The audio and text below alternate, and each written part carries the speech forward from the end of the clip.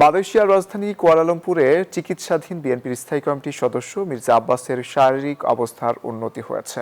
দীর্ঘ চিকিৎসা ও নিবিড় পর্যবেক্ষণের পর তিনি এখন অনেকটাই সুস্থ। চিকিৎসকদের পরামর্শ অনুযায়ী আগামী জুনের প্রথম সপ্তাহে মির্জা আব্বাস দেশে ফিরতে পারেন বলে জানান তার স্ত্রী আফরোজা আব্বাস। বর্তমানে কুয়ালালামপুরের প্রিন্স কোর্ট মেডিকেল সেন্টারে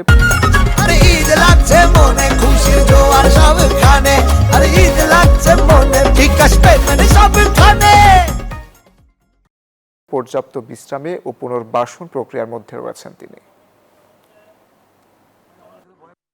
আল্লাহর অশেষ রহমতে মির্জা আব্বাস মৃত্যুর দোয়া থেকে ফিরে এসেছেন এবং আপনাদের সকলের দোয়া আল্লাহর রহমতে একটু একটু করে সুস্থ হয়ে উঠছেন। নিউরো সাইড যেটা ছিল, নিউরো বড় একটা হিমালয় হয়ে গিয়েছিল, নিউরো সাইডটা এখন ওকে আছে। ডাক্তার বলেছেন ওটা এখন জাস্ট ফলো আপ করতে। এখন ফিজিওটা দরকার। তো ফিজিওর জন্য আমরা এই মালয়েশিয়াতে প্রিন্স কোর্ট হসপিটালে আছি।